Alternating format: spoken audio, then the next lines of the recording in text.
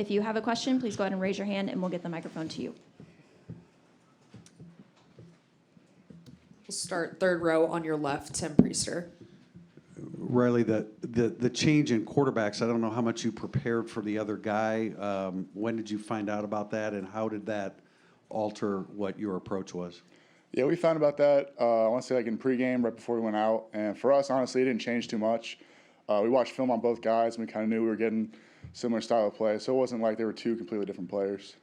How would you assess your run as a whole today, your run defense?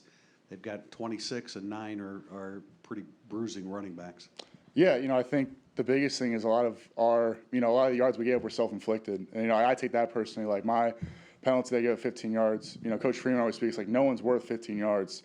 And, sometimes I get caught up and I'm trying to make a play and trying to get after the quarterback. And that's on me to be better and just, more focused. And, I think that's where it comes down to, is just all of us working together, making sure, we're limiting that. Front row on your far right, Tim O'Malley. Rylie, pretty clean second half defensively. The one drive that was a field goal drive, you guys stiffened for the goal-to-go stop. What has been the emphasis this year in goal-to-go situations with Coach Golden? Because that was the one thing that held the defense back last year, was the red zone D and goal-to-go defenses. Yeah, it just comes down to trust. I think, the first half we come out, they score a couple points. I mean, everyone, last year I feel like we would have freaked out and been like, oh my God, what's going on? But, through the preseason and, through camp, we kind of came together and we're like, look, like, we all trust, we all know everyone can do each other's jobs. So when we go out there, it's not, we're just confident knowing that we can go out there and we play our best football, like, no one can get by us. Third row on your left, Pete Byrne. Hey, Rylie. There's been times this year where you guys have kind of made it look easy the first couple weeks. Felt like a little bit more of a challenge today. I'm just curious, in general, where's your contentment with today's result? Yeah, in terms of today, I think, no one's going to be happy, letting up points, especially how we did in the first half. But, for us, it's, just one day at a time. We got to keep executing every day, So we're going to go back, watch the film tomorrow, see what we can improve on. And then, we just got to keep winning every day of the week. And then now you got a day to enjoy this, but there's a really big one around the corner. Your initial thoughts on what's ahead next Saturday? Yeah, I mean, I'm just looking forward to, watching the film on this. And then for me, it's just big on that we got to win every day. I can't time travel. Like, Saturday's not going to come any quicker. So, like, the biggest thing we can do as a team is just to make sure every day when we're practicing, like, we're just dominating each day. Down in front on your right, Pete Sampson. Rylie, with JD out and DJ out, do you think that played any factor in, like, maybe the tackling not be as crisp as it was, just because guys were in sort of different rotations or maybe even different positions? No, I think it just comes down to, we got to execute our fundamentals. And, no matter who's in there, we got to make sure we're going out there and, doing what we were taught.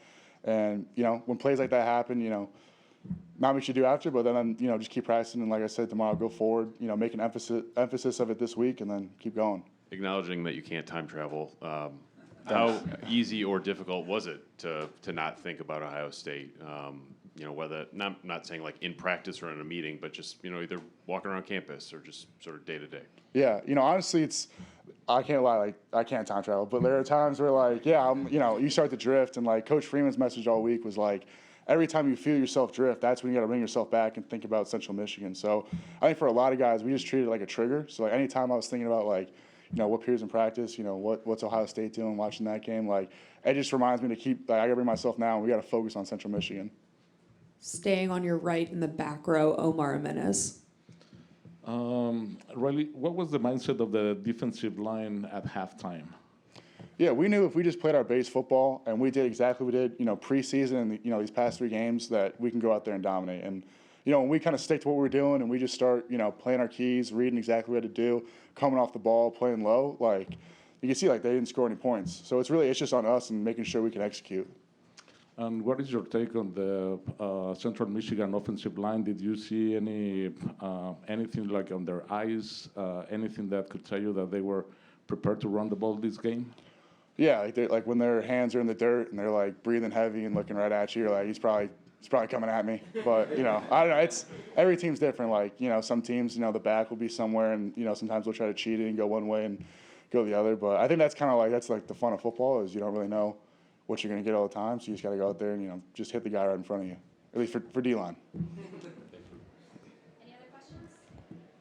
All right, that's all. Cool, appreciate it. We'll start with Pete Byrne. Hey, Tobias, we'll start with an easy one. Just take me through the play, and also, how's it feel to get in the end zone? I think obviously for a receiver, that's your dream. You know, it's going every play. So obviously it's great to get in. You know, been taking it easy, just been patient this throughout the first few weeks, and obviously opportunity comes your way. So yeah. Where's the confidence level in this team right now? The team as a whole, I think, very high. I think we proved that in offense and defense we can play together. You know, sometimes like last week when offense is going 3 and out first drive, defense is complimenting us and getting stops, and then today, like when defense is not doing so good, we're still scoring points and helping them out. Third row, middle right, Matlock. Hey, there's a lot of distractions when you're a player for Notre Dame. And a guy like you've been talked about in the fan base a lot in terms of having a bigger role in the offense. How does that affect your patience maybe in adapting to your role in the offense when you see a lot of people on the outside saying we need more of Tobias? I think that I don't even have Twitter or anything, so I don't really pay attention to the media. I think football is a patient game. You have to wait for the ball to come your way. A lot of things have to happen for you to get the ball and for you to have a good big play. So I think that just staying patient and having a good support group around me, my close friends, my family, my coaches, just telling me to keep going. That's all it is. The offense has scored over 40 points in every single game so far, and then you hear your coach come back and say, this team can be a lot better, we haven't hit our best. What does that do for you as a player in terms of motivation and finding that next step, hearing in these all these blowout wins that we can still be better? Yeah, I think it just helps us not be complacent. Obviously, we can't be like we made it already. It's only week 3 or week 4, and we have a lot of room to grow as a team before we have 12 opportunities. So between now and then, we have a lot of room to grow, and I think we just have to stay busy and stay focused on getting better every week. We'll stay on your right in the front row, John Bryce. Hey, Tobias. How much does it do for your offense as a whole, and particularly your running game, when you guys are able to stretch the field the way you were today? Yeah, I think running and passing the ball is obviously complementary. Like you run the ball well, you can run RPOs and stretch the ball down the field, and you pass the ball well, then they're trying to back up and drop 8. You can run the ball down their throats. And then you're out there with Audric when he's running over people or hurdling over people. What's he like on the field when those plays are happening? Just how much does that maybe jazz up the rest of the team? Yeah, I think Drake is just a fiery guy. It's sometimes hard because I don't really see what's happening behind me. All I hear is the crowd going crazy. I'm like, oh no, I got to block this guy because he's probably going to score right now. So I think just having him back there he's so great for offense and just a leader and just a good guy.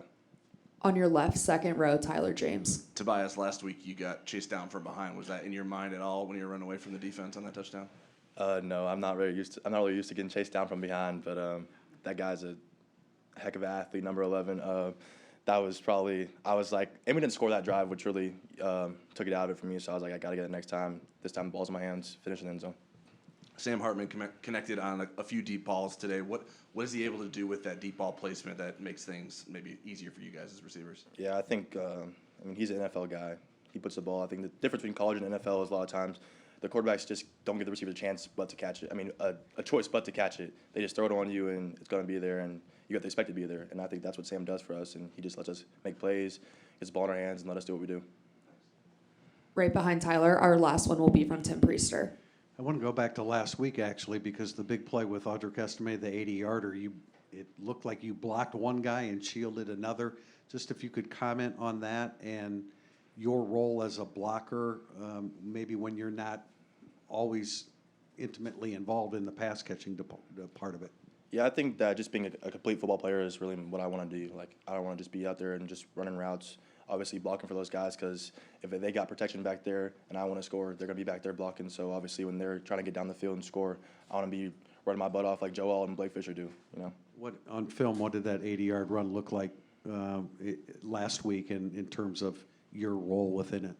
Obviously still my guy off to start, and then break through the hole, and then just trying to get back to him, finish, make sure no one catches him from behind like I got caught from behind. Jack, with JD not there, what kind of difference does that make, and how were you guys able to make up for that? Yeah, JD's a captain. He's a vocal leader. He knows what he's doing on the field, and that's very impactful. Like, there's a reason he wears a C on his chest. But we knew going into the game we weren't going to have him, and so all week we were preaching, other guys got to step up, whether that's the vocal piece or just making plays, right? And so, the kind of defensive ideal or, thesis this week was, have each other's backs. It's about us. We got to push each other, hold each other accountable. We got to make each other better. And so when, DJ was out today too. And so that was a big challenge for the younger guys. Like, listen, you're going to get an opportunity, make the most of it, How how did you feel like the defense was kind of able to bounce back after giving up a little bit on the ground in the first half? Yeah, I mean, there's a lot of missed tackles out there, just some discipline mistakes that you wish you could fix. Second half, though, we came out able to just put our feet in the ground and play Notre Dame ball and play within the system and the scheme. And so credit to, the big guys up front, they were able to get in the backfield a little bit more. And we just went back to playing basic football. Front row on your far right, Tim O'Malley. Right here, Jack. What was your biggest adjustment playing Mike? I mean, I know you've played Will, you've played inside before, but how did you feel going into the game, but also what adjustments did you kind of have to make in the game when you see the flow of things and how they're attacking you? I mean, I think a testament to the coaching staff, like ever since I've been here, I've been a guy that's kind of swung back and forth between inside outside. So maybe there's not that as big of a shock, when I do get put inside at Mike. It's something that, every offseason I've tried to showcase that I can play inside, can play outside.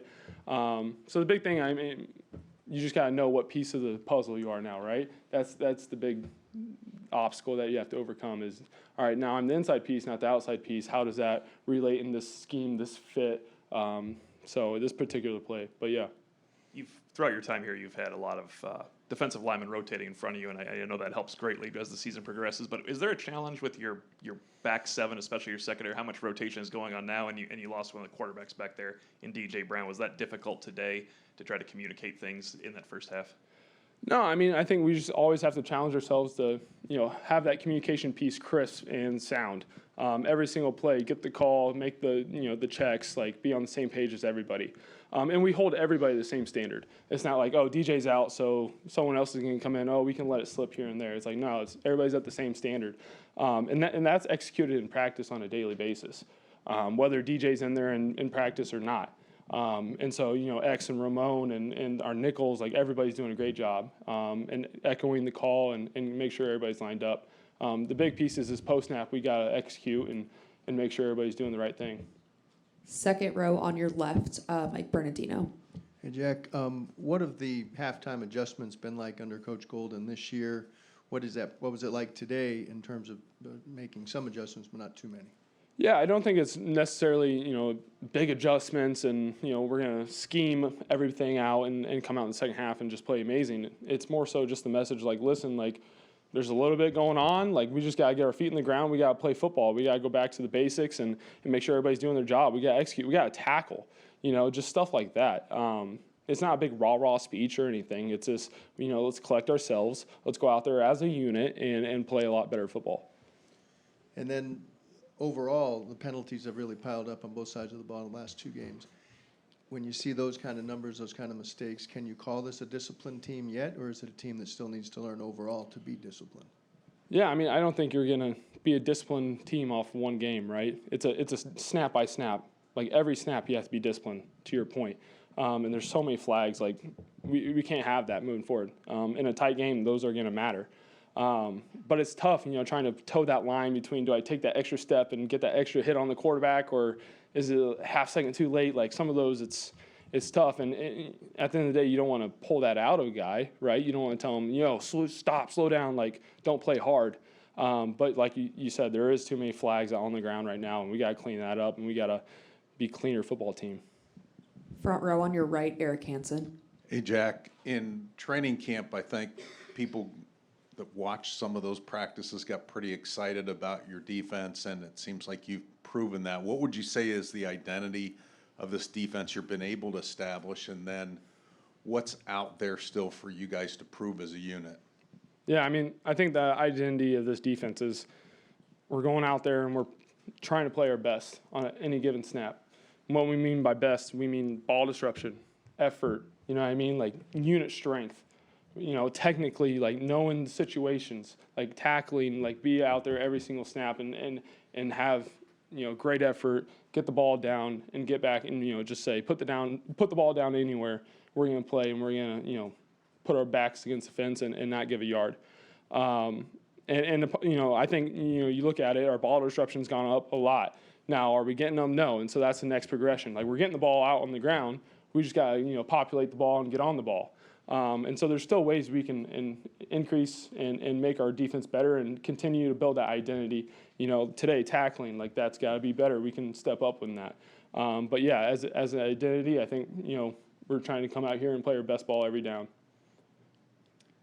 So you're going to be on the track team in the spring? I don't know. That's the goal. If they allow me to join, why not? What seemed to just work for you again today? I mean, another big game. Obviously, the hurdles are the ones that people like talking about. But what were you seeing out there to make it work so well for you today? I saw the offensive lineman playing a great game. I saw Coach Parker giving great calls, and I just saw everyone executing, doing their 111, and giving 110 effort, and that's all you could ask for. Right next to Austin, Dan Oates in the middle. I asked you last week about your goals that you wrote down. I didn't hear it on the TV broadcast, so I'm asking you face to face. What were your goals this week? I'm not gonna lie to you. My goal was to have another 80-yard run, which I kind of did, but I got brought back. But we're not gonna talk about that. It's all right. But yeah, my goal was just to honestly do my job, execute my job, have no MAs, and I think I did live up to that goal. And now I have the same goal for the next week. Front row on your left, Jack Sobel. Audric, I'm curious if you knew you hit your you set a new career high in rushing yards today, and what does that mean to you? Yeah, that feels great, honestly. But that's not what I look forward to at the end of the day. At the end of the day, I'm happy we got the win. I'm happy we're still 4-0 undefeated, and we just got to keep on going. And that feels great to have my career high, but hopefully let's break it again. 2 weeks in a row, this game was kind of in doubt. Early third quarter, you pulled away. Late third, early fourth. How have you guys been able to catch that win in the second half, and what does that say about this team? Yeah, we're just a team that will fight for all 4 quarters no matter what.